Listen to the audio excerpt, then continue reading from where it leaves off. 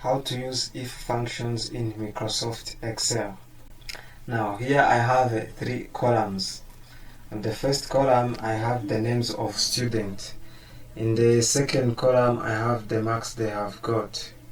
In the third column I want to know whether they have won or they have failed based on the marks they have got out of 100. Here the minimum marks to pass was 70. I don't have to go to every student marks deciding whether they have won or they have failed. That is time consuming. Now there is a way you can know whether the student have won or have failed automatically with the help of if functions. So let's do it. You come here and click on formulas, then click on insert functions. Then here you type the function you are looking for. It can be maybe average.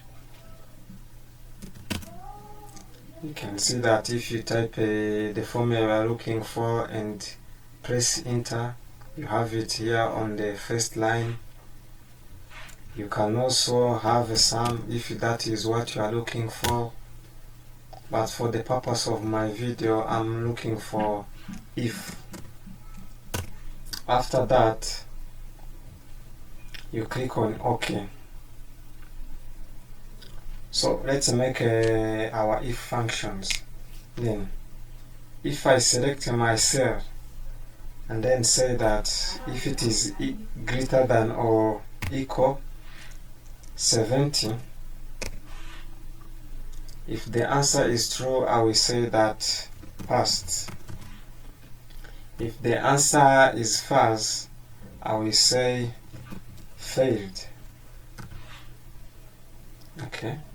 After that you click on OK.